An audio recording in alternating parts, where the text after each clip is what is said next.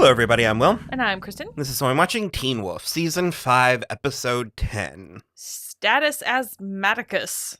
I don't like it. I didn't love this. No. I liked a couple parts in it, and I don't know where to start. It felt a little time wasty. I think more Especially so than for like a finale. Well, I was going to say, I think more so than the previous seasons, this, I can tell, is a midway point, because I feel like 3A had a pretty... It has an end. There was a cliffhanger or like a to be continued aspect of it, but this is... I kind of forgot, because it was a little bit in the promotional material, that 5A was about fracturing the pack, and then 5B is about bringing it together. And I just don't always love that kind of stuff, because I feel like the stakes aren't there, because I just believe that it's gonna be fine. Happen. And there's only so many times I can be concerned for these characters' well-being. Yeah. And I mean, this is a show that loses characters willy-nilly, so... Yeah, but it's like I don't know. I guess it's been like 2 seasons since we lost Allison, but at the same time, it also, part of it is that Theo is just such a little twerp, and I'm like, I hate to see him winning, and he's winning. And also, like, I feel like the thing is Scott is kind of a dummy, but he's like aggressively dumb in like a handful of these episodes it's leading contrived. up to it. It does feel very contrived. And I guess that fight was real. I guess the Scott and Stiles fight was real.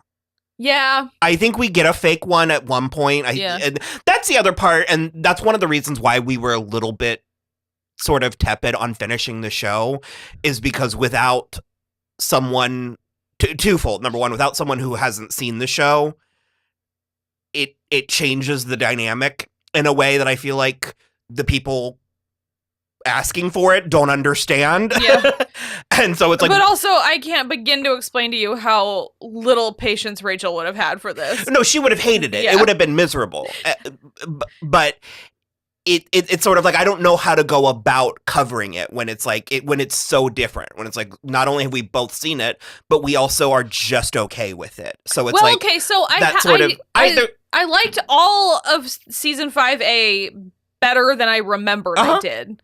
This is just a really weak finale. I think, if I recall... Even a mid-season finale, if that's what we're calling it. Yeah, if I recall, I think 5B...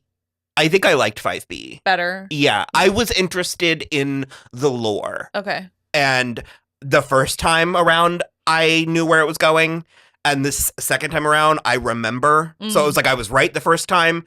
And I think it's very... I don't want to say, because we're not there yet. I mean, we're going to start... That is the good news. If you are enjoying this, is we're going to go right through into 5B.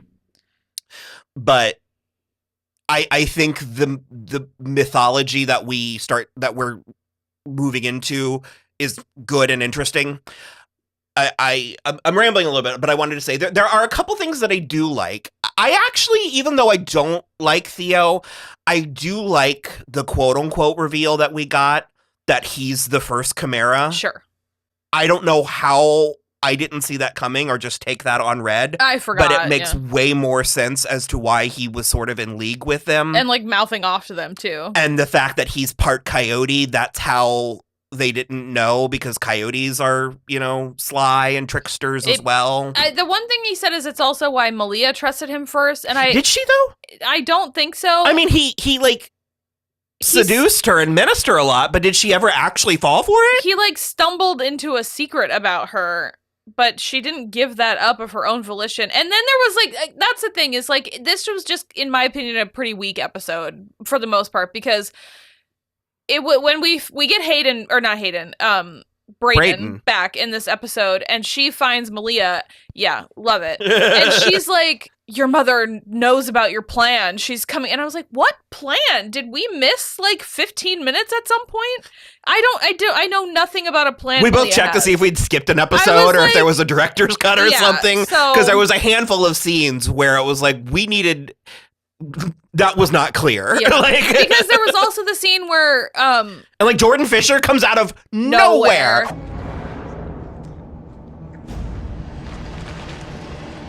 Ew. Is that Jordan Fisher? It's Jordan Fisher. There's no way. It is. I like him. He was a Disney kid. Huh. I feel like he's a bigger deal than this bit role. Yeah.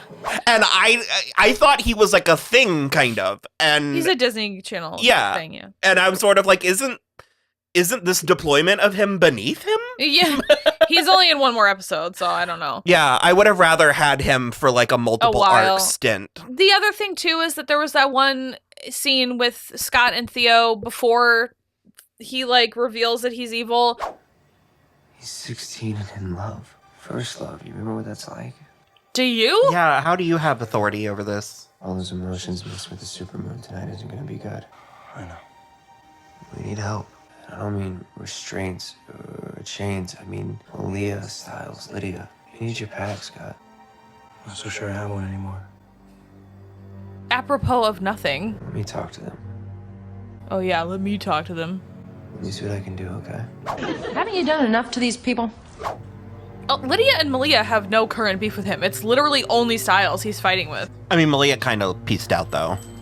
Yeah, but only, it's not like she wouldn't come back to help. She just was like, I can't stand another body. Nobody wants to talk to me. And I'm like, have you tried, or are you just feeling sorry for yourself?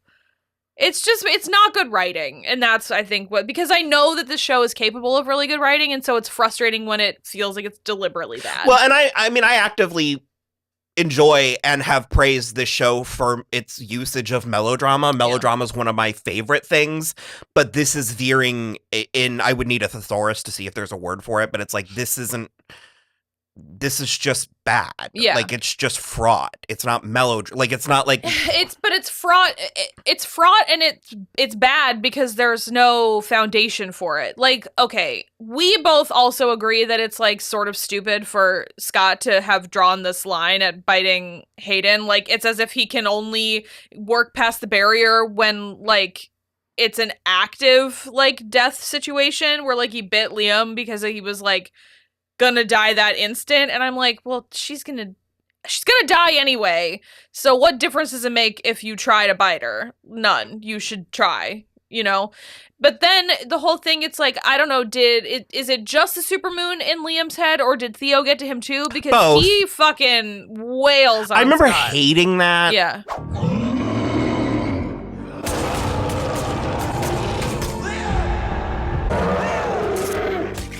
Oh.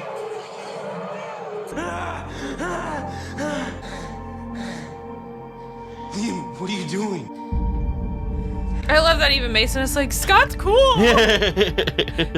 I mean, I did like that Mason was able to get through to him. Yeah. I like that Mason was able to pull him out of it a little bit. And again, I mean, they certainly showed their work with things like the supermoon. Sure. And things like, I mean, yes, Theo has been mincing around the periphery, like pulling strings and cutting ties and stuff. So it's like, when he villain monologues, it's like, okay, fine, from a technical level, yeah, that all checks out.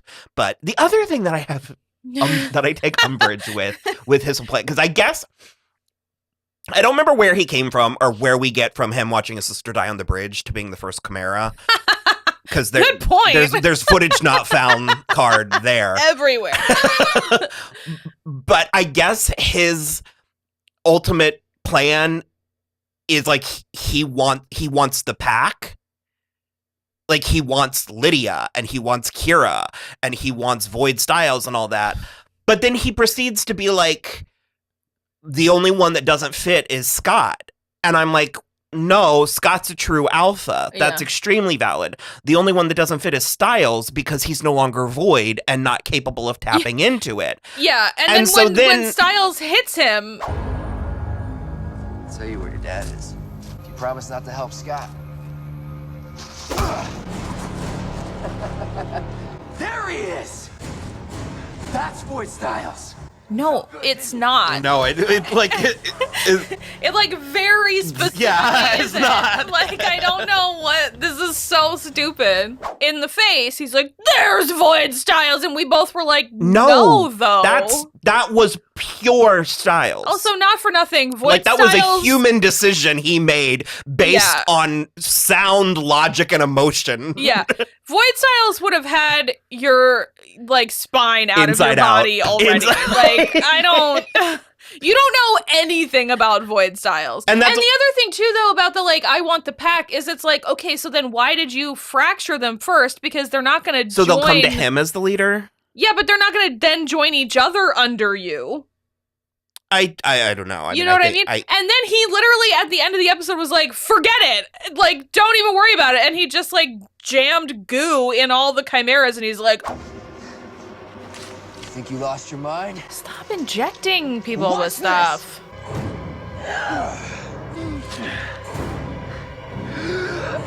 Who are you? I'm your alpha. That's just not how it works. All of you belong with me. Yeah, right. Just attack him. Yeah, right. I'm your alpha now, and I'm like, they just go with it. Like they didn't even try to challenge even him. Hayden was like, "Okay." I don't know. I don't like it.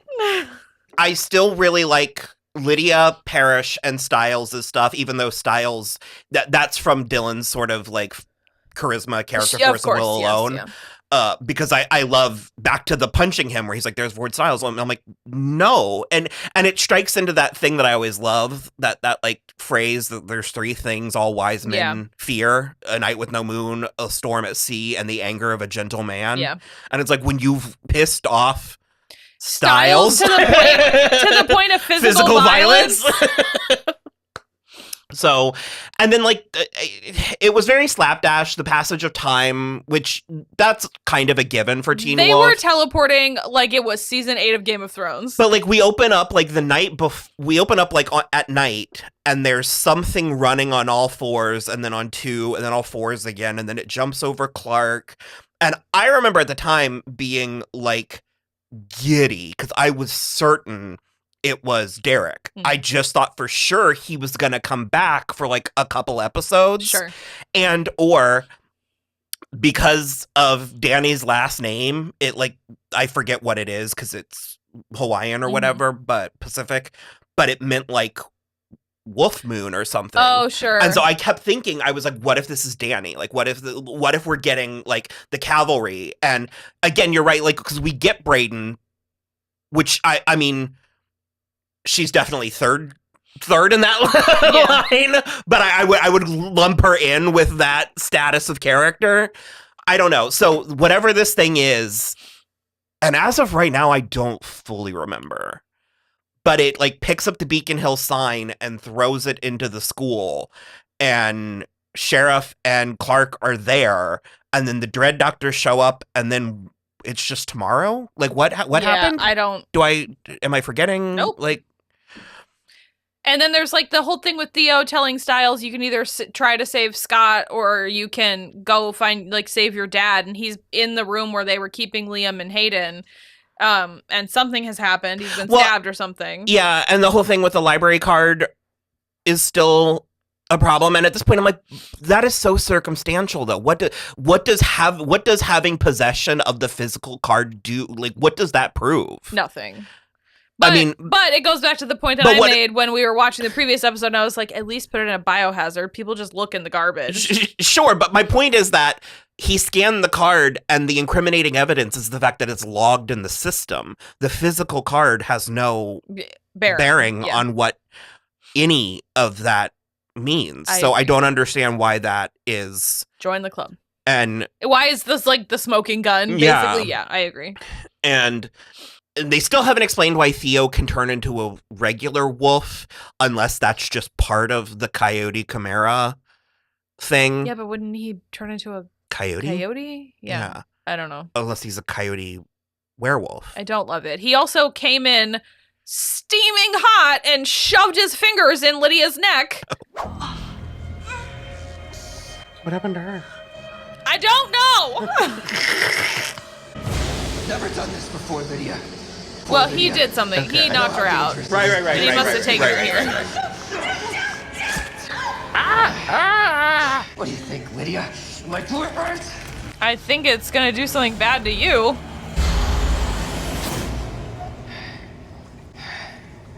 Is this why she's in Icon House? Yeah, breaker. I was picturing him naked talking to Malia, and I was like, where did he shove his fingers? He did come into it. Because he followed her to her Yeah. little den. Mm-hmm.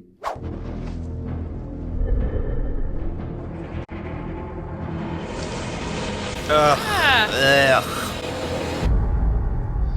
How'd you do that? You want to learn? I can show you. You're showing me plenty right now. And like, And then nude it slang up. his peep around. Because let's be honest. It's a peep.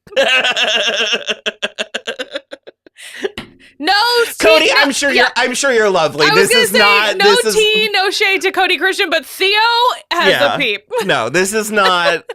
I'm not doubling down. I'm not bullying young actors. No, here's the thing. I actually I don't have a problem with Cody Christian. I do think one of the issues is he was too young to Mhm. take this on at the time. He's doing what they asked him to do, and he's doing a decent job. There was Yeah. a handful of times where I'm like, I mean, I think he's miscast, Yeah. but taking that on red, that was good. Yeah. Like, that was a good job you did. I don't know how I feel talking about it completely yet. About Parrish. I mean, at this point we know he's a hellhound. Yeah, Lydia found it. Woden's Hunt, also known as the Wild Ride or Wild Hunt. A myth of devilish riders in the sky accompanied by black dogs, spectral beasts whose eyes glowed with fire. The black dog is also known by its more common name, the Hellhound.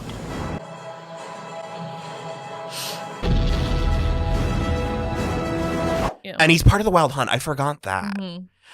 And I like the Hellhound. I like that reveal. I think it's interesting. I like the effect. I like what they do with him.